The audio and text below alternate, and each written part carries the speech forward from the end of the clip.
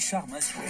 Journée spéciale sur France Bleu consacrée aux bois et forêts. Quels sont les rôles des forêts? Comment sont-elles gérées? Sont-elles en progression ou pas? Des éléments de réponse ce matin dans les experts solidaires France Bleu Touraine. Éric de la Rochère, bonjour. Bonjour. Vous êtes délégué général Fibois Centre-Val de Loire. Vous êtes en duplex d'ailleurs des locaux de France Bleu Orléans. On peut rappeler d'ailleurs le rôle de Fibois Centre-Val de Loire? Oui, Fibois, c'est une association, c'est l'association des professionnels de la forêt et du bois. Et notre mission, c'est de fédérer ces professionnels et puis de mieux récolter la forêt pour trouver des débouchés. Parce que pour entretenir la forêt, eh bien, on a besoin d'utiliser le bois, on a besoin de la valeur ajoutée du bois. Et donc, notre mission, c'est à la fois de développer les marchés du bois et d'adapter la forêt au changement climatique. Alors, une question qui peut-être vous paraître un peu curieuse, mais est-ce qu'il y a une différence quand on parle, on va dans un bois ou dans une forêt? Est-ce qu'il y a une différence ou est-ce que c'est juste la même chose? Il y a surtout une petite différence de taille. Les forêts, c'est souvent des assez grands massifs, alors que les bois, ça peut être des plus petites dimensions, quelquefois inférieures à 1 hectare. Mais souvent, l'un et l'autre sont associés. On utilise souvent, nous, le terme forêt, mais on peut utiliser les deux. D'accord. Alors, la forêt en région Centre-Val de Loire, ça représente combien à peu près en superficie? Alors ça, c'est assez facile à retenir, c'est à peu près 1 million d'hectares. C'est un peu plus d'1 million d'hectares maintenant, et c'est une forêt qui est en croissance. Elle grandit d'à peu près 3000 hectares par an, donc c'est quand même significatif. Et donc on est une région forestière moyenne par rapport à la France, mais on a un taux de boisement qui est de l'ordre d'à peu près 26%, qui est quand même important et qui est légèrement inférieur à la moyenne nationale, mais on a une belle forêt. Alors, c'est bizarre ce que vous dites, parce qu'en tant qu'observateur, lambda, comme moi, on a souvent l'impression que les forêts diminuent, parce qu'on voit souvent des tas de bois ou des endroits où les forêts, où vous récoltez le bois, sont coupées, etc. Et fin de compte, c'est le contraire. Chaque année, donc, la forêt dans notre région continue de grandir. Dans notre région, en France et en Europe, la forêt grandit. En fait, la législation depuis la Deuxième Guerre mondiale, depuis les années 50, est très restrictive, très protectrice pour la forêt. Et donc, on ne peut pas déforester. Et quand on a besoin de construire une maison ou quelque chose comme ça, eh bien, il faut reforester à côté. Et souvent, c'est 2 ou 3 fois la surface en fonction de l'importance de la forêt elle-même qui a été défrichée, et puis de l'importance aussi environnementale. Donc la forêt est très protégée et ne diminue pas. Par contre, au niveau mondial, effectivement, la forêt diminue, et au Brésil, à Bornéo, eh bien, on a des forêts qui diminuent de façon sensible et qui ne sont pas compensées. On peut même dire que la France, c'est le 8e pays mondial qui plante le plus, et qu'on a la 8e forêt qui grandit le plus en nombre d'hectares, alors qu'en superficie, on est un petit pays. Alors, j'ai entendu dire, vous allez me dire si c'est une légende urbaine ou pas, qu'on a en ce moment en France plus de forêts quasiment qu'au Moyen-Âge. C'est la réalité. On a plus de forêts qu'au Moyen-Âge. Le Moyen-Âge, c'est la période d'une augmentation de population, de grands défrichements. Et bien aujourd'hui, avec l'intensification de l'agriculture, on réussit à avoir beaucoup plus de nourriture sur nos terres agricoles. Et donc, il y a beaucoup plus de place pour la forêt. Enfin, un peu plus de place pour la forêt, en tout cas. Et en tout cas, on a une forêt plus importante qu'au Moyen-Âge. C'est assez étonnant, effectivement. Comme quoi, les idées reçues, il faut y faire attention. Alors, vous évoquiez il y a quelques instants d'ailleurs les forêts, notamment en Amazonie. Il y a vraiment 2 types de forêts. Il y a la forêt primaire, comme on l'appelle, et les forêts qu'on a chez nous. Oui, et c'est un peu différent. On a des forêts qui n'ont quasiment pas été anthropisées, comme on dit, touchées par l'homme. Et ça peut être le cas en Amazonie, ça peut être aussi le cas dans le Grand Nord ou à Bornéo, voilà. Mais en France, eh bien même au Moyen Âge, toutes les forêts étaient utilisées notamment pour le package des animaux.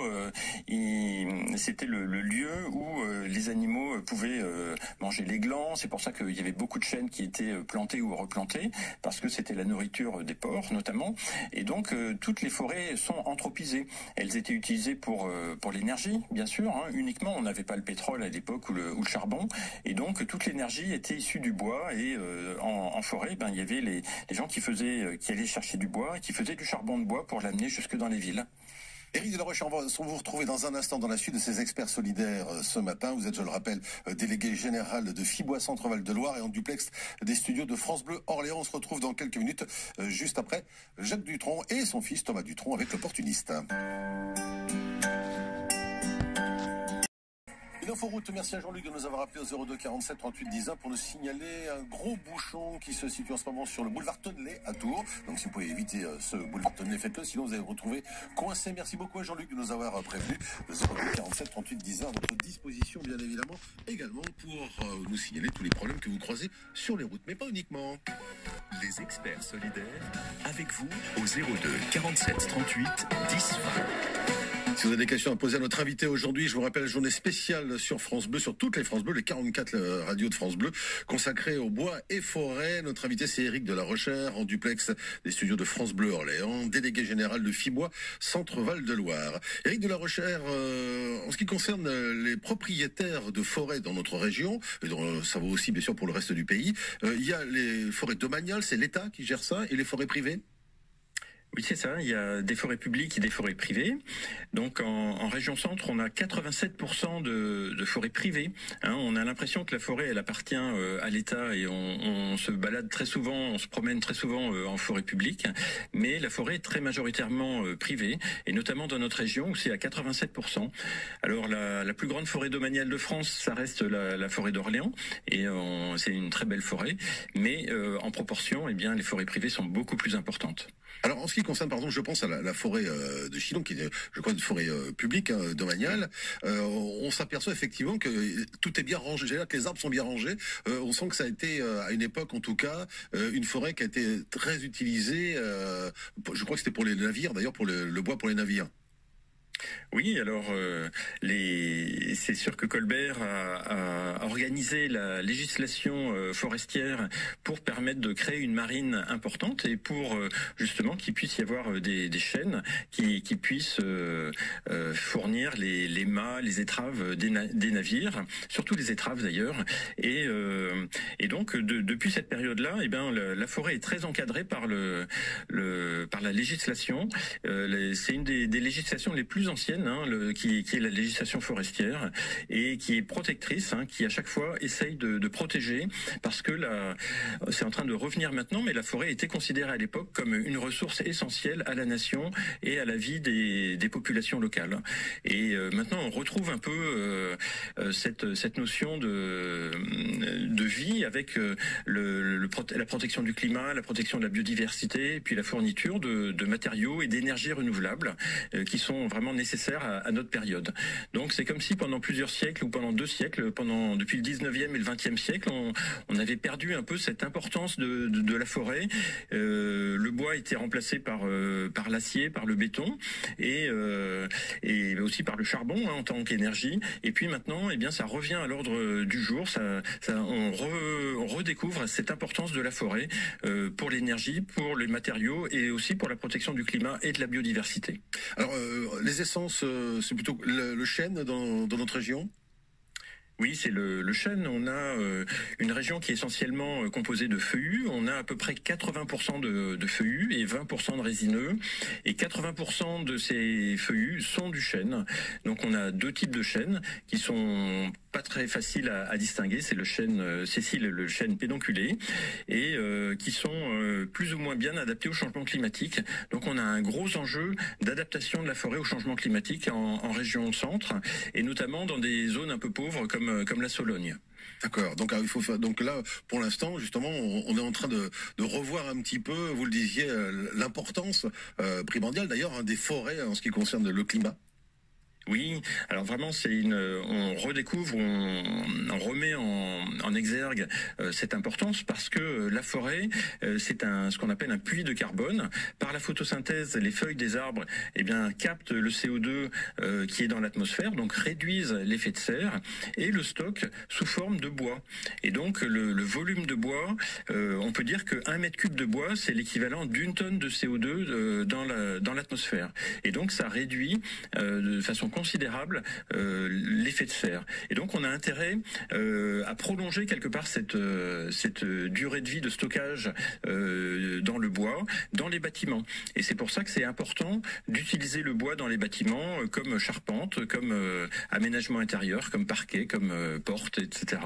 Donc c'est l'objectif c'est la mission de Fibois que de développer tous les usages du bois et de gérer durablement la forêt. Alors justement, on parle avec vous justement de ce qui se passe dans les forêts privées cette fois, ce que vous développez à Fibois, Centre-Val de Loire, dans un instant, dans la suite de ces experts solidaires consacrés, vous l'avez compris aujourd'hui, donc au bois et à la forêt, avec Éric de la Rochère, délégué général Fibois, Centre-Val de Loire. On vous retrouve dans les studios de France Bleu Orléans en duplex dans un instant sur France Bleu Touraine.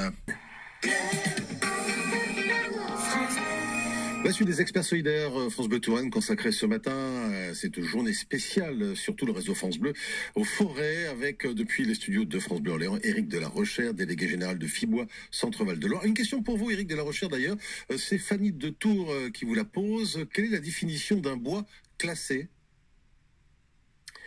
Alors un bois classé, c'est un bois qui a un intérêt particulier et donc il a une protection particulière et on ne peut pas il a des règles particulières si on veut récolter du bois dans cette forêt. D'accord. Donc là effectivement c'est pas n'importe quel bois, c'est qui est-ce qui décide de ça d'ailleurs ? Le classement des bois, ça doit se faire au ministère de l'Agriculture. D'accord. Très bien. Voilà pour répondre à la question de Fanny. En ce qui concerne, j'ai une petite pensée là par exemple pour la cathédrale Notre-Dame à Paris. Je pense qu'il y a dans notre région Centre-Val de Loire plusieurs forêts qui ont servi justement pour la nouvelle charpente. Oui, c'est le cas. On a été une des régions qui a le plus fourni de bois parce qu'on a des très beaux chênes et on était très très mobilisés quelque part autour de cet objectif. Et d'ailleurs, je pense que même dans la cathédrale d'origine, dans la charpente d'origine, eh bien, des chênes de la région centre ont dû être utilisés et donc, eh bien, l'histoire se refait. Voilà, se répète. Alors, les différents rôles de la forêt à présent. Parce que la forêt, bien sûr, on dit c'est un peu le poumon vert, ça c'est une chose, mais ce n'est pas que ça. Au niveau environnemental, on en a parlé un petit peu tout à l'heure avec vous, effectivement, ça stocke notamment le CO2, d'où son importance, bien évidemment. Mais il y a un rôle tout à fait économique également, qui est plus récent peut-être. Alors qui est plus récent, mais qui est aussi très ancien, au Moyen-Âge, où la forêt avait à peu près cette même dimension qu'aujourd'hui, ou même un petit peu moins. Eh bien, c'était vraiment le poumon économique, c'était la forêt, parce que c'était la source de matériaux, c'était la source d'énergie principale. Et ça s'est perdu au cours du temps. Mais aujourd'hui, de nouveau, on a besoin d'être plus autonome en termes d'énergie, d'être plus autonome en termes de matériaux. Et on redécouvre les utilisations du bois comme en charpente, en matériaux d'aménagement et même maintenant pour la chimie par exemple ou pour différents usages comme énergie, notamment aussi en énergie renouvelable. Alors pas en usage principal, on essaye toujours de favoriser les usages par exemple pour la charpente parce que on espère que les bâtiments qu'on construit aujourd'hui, eh bien ils vont durer aussi longtemps que Notre-Dame ou même plus, parce que les bois de Notre-Dame, de la charpente initiale, eh bien ils sont restés 800 ans sous la toiture de Notre-Dame et c'est des arbres qui ont poussé au XIe siècle, qui ont séquestré le carbone, le CO2 de l'atmosphère et réduit l'effet de serre au XIe siècle et avant qu'il ne brûle au XXIe siècle, eh ben il y a eu presque 10 siècles pendant lesquels eh ben ils ont réduit l'effet de serre et c'est ce qu'on cherche à faire aujourd'hui, c'est à garder une activité économique et à avoir une activité aussi environnementale et à associer les deux. Et on s'aperçoit que la forêt, c'est un élément essentiel pour cette économie et cet aspect environnemental. Alors, quand on pense écologie également à la forêt, on pense, vous l'avez dit, effectivement, à cette captation du carbone, mais en même temps, ça va bien plus loin, puisqu'il y a aussi tout ce qui va autour, les plantes, les champignons, la faune également. Voilà, alors c'est le principal réservoir de biodiversité terrestre. Il y a les zones humides et les zones forestières. C'est vraiment le principal protection de la biodiversité. Ça se fait en forêt. Et c'est là où on trouve le plus de biodiversité.